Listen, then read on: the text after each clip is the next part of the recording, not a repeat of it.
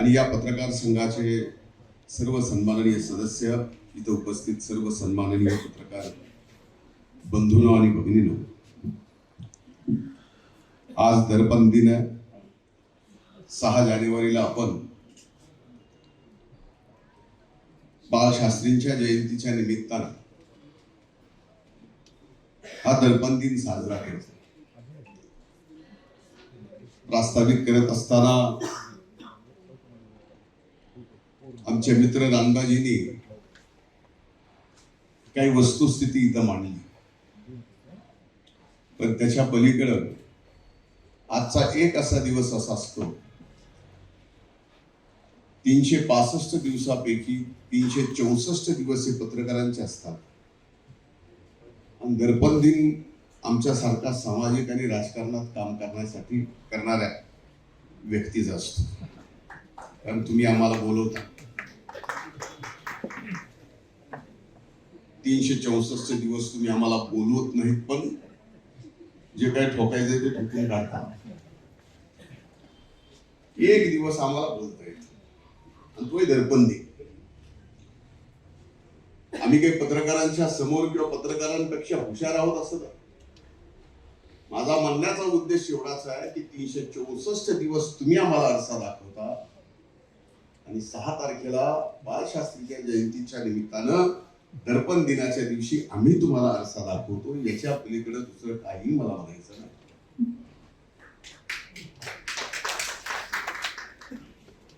मी अनेक पत्रकार मित्रांच्या लहानाचा मोठा झालेलो आहे.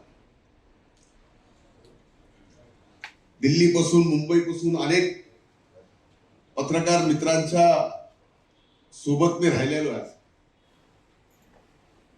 एक काळ पत्रकारांचा फार वेगळा होता. आता पत्रकारांचा त्या बाबतीतला आता एक घरागणीश एक पत्रकार आहे. आता घरागणीश म्हणण्यापेक्षा मोबाईल हाय त्याच्या गणित एक पत्रकार, म्हणजे ज्याच्याकडे मोबाईल आहे तो व्यक्त होतो. म्हणजे व्यक्त होण्याची आणि कुठल्याही व्यक्तीला एखादा विषय मांडायचा, मग तो सामाजिक असेल, राजकीय असेल, विदेश नीतीवर असेल, आणखीन कुठल्या गोष्टीवर असेल. अगदी आत्ता धुरंधर पिक्चर आलाय त्याच्यावर सुद्धा व्यक्त व्हायला का पूर्वी वेगळं होतं, फक्त प्रिंट मीडिया. नंतर टेलिव्हिजन आलं, आता तर सोशल मीडिया आला. आणि या सगळ्या परिस्थितीमध्ये आज आपण जे पत्रकार आहोत सर्वच, म्हणजे सर्वच क्षेत्रातले, मी म्हणत नाही की इलेक्ट्रॉनिक मीडिया आला त्याच्यात प्रिंट मीडिया आला, सगळ्यांसमोर हे आव्हान आहे. आणि त्या आव्हान आता कुठं आपल्याला घेऊन जात आहे. बातमी साधी सरळ सोपी असते, पण ती वाचली पाहिजे, कारण त्याचे व्ह्यूअर्स वाढले पाहिजेत. त्याच्यासाठी त्याला बोल्ड केलं, त्याच्याशिवाय टीआरपी मिळत नाही. ती गोष्ट केल्याशिवाय जर टीआरपी मिळत नसेल तर आता खरंच बाळशास्त्रींना अभिप्रेत असणारा पत्रकार आणि पत्रकारिता राहिली आहे, हा माझ्यासारख्याच्या मनात प्रश्न. आम्ही 364 दिवस चुकलो, तुम्ही 364 दिवस लिहून आम्हाला शिक्षा द्या, मान्य आहे. पण आता पत्रकारिता एक काळ असा होता की त्या पत्रकारितेतून एखाद्याला जाग करणं, एखाद्याला अगदी नीट काम करायला लावणं. पण आता फक्त पत्रकारिता एखादा विषय सापडला, त्या विषयात तसं पाहिलं तर काहीच नसतं, पण बोल्ड एकदम बातमी आणि त्या बातमीवर लगेच खाली विबस. त्या सगळ्या गोष्टी आपण बघितल्या. फार चांगलं उदाहरण दिलं रामबाजींनी की एका बातमीमध्ये 3 विषय 3 मुद्दे घेतले. मग ते मुद्दे बस स्टँडचे असतील, ते मुद्दा मेरू पर्वताचा असेल, असे मुद्दे एकत्र घेणं आणि लिहिणं. आता ज्याचा त्याचा भाग आहे की त्याला आता 3 विषय एकातच घ्यायचे असतील तर त्यांनी घेतले. पण मी आपल्याला नक्कीच सांगतो की आपल्या सर्वांच्या समोर फार मोठे आव्हान आहे. म्हणजे प्रिंट मीडिया असो, इलेक्ट्रॉनिक मीडिया असो. इलेक्ट्रॉनिक मीडियाला तर फार मोठे आव्हान आहे. मला माहिती इलेक्ट्रॉनिक मीडियाची एकूणच आर्थिक परिस्थिती सगळ्या चॅनलची कशी चाललेली आहे, मराठी चॅनल्सची. त्यामुळं त्यांना काय लागतं, काय पाहिजे असतं, कशा न्यूज, कसं एखाद्याचं मीडिया ट्रायल, हे सगळं भोगले आहे. म्हणजे चांगलंही भोगलं पत्रकारांनी केलेलं आणि दोष नसताना आपल्याला भोगावे लागले, त्याच्या बाबतीत माझं काही दुमत नाही. पण आव्हान हे आहे की घराघरामध्ये पत्रकार तयार झालेला आहे. घराघरामध्ये पत्रकार नुसता तयार न झाला, आता तो पॉडकास्ट चालू झाला. आता पॉडकास्ट हे तर फार पुढे आहे. युट्यूबचे अनेक न्यूज चॅनल चालू झाले. त्याला रजिस्ट्रेशन करायचंय, कोणाला विचारायचं नाही, काय नाही, बातमीत काय लिहिलंय तुम्हाला मर्यादा आहे.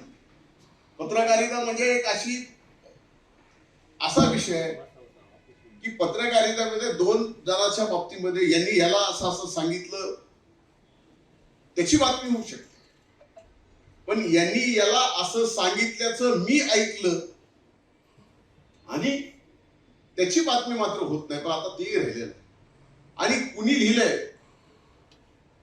कुणाच्या बाबतीत लिहिलंय ते समजू शकतो. कुणी लिहिलंय शेवट कुठं होईल बातमीचा, याचा मेळ लागणं कठीण आहे. त्यामुळे माझ्या दृष्टीनं आज पत्रकारितेच्या बाबतीमध्ये पहिला पत्रकारितेमध्ये विचारधारा असायची. आज त्या पत्रकारितेमध्ये विचारधारा आहे काही जणांमध्ये, नक्कीच मान्य करतो, पण बहुसंख्य जणांमध्ये विचारधारा आज राहिलेली नाही. पत्रकारिता ही फक्त टीआरपी साठी, व्ह्यूअर्स साठी. आज खरं सांगा की प्रिंट मीडिया मधले आपले वर्तमानपत्र किती जातात, किती जणांच्या घरी जातात, हे विचार करण्याची गोष्ट आहे. म्हणून मला आज काही जास्त बोलायचं नाही, पण आपल्या समोरची आव्हानं मी तुम्हाला सांगितली आहेत.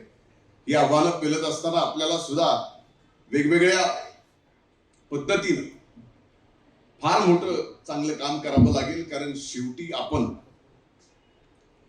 या लोकशाहीचा चौथा स्तंभ आहे आणि लोकशाहीच्या चौथ्या स्तंभाचं फार मोठं योगदान जगातल्या सगळ्यात मोठ्या आपल्या या देशाच्या लोकशाहीमध्ये राहिलेलं आहे आणि भविष्यात सुद्धा ते आपल्या सर्वांच्या वतीनं ते योगदान राहावं हीच मी आपल्या सर्वांच्या समोर विनंती करतो.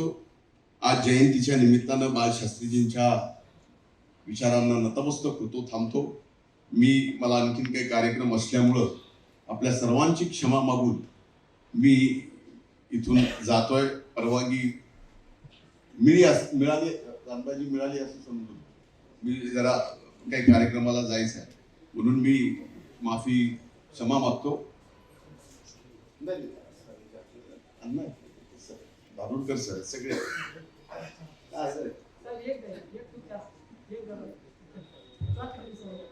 त्याची वेगळी बातमी व्हायची म्हणून कळायला लागली. नाही एक मिनिट, आता दिल धारूरकर सर मी देण्याचा विषय नाही. आणखीन तेवढा लहान आहे. पत्रकारांना पुरस्कार देणे इतका मोठा नाही आणखीन झाला. म्हणून आपल्या सगळ्यांची क्षमा मागतो. खूप खूप धन्यवाद. जय हिंद, जय महाराष्ट्र.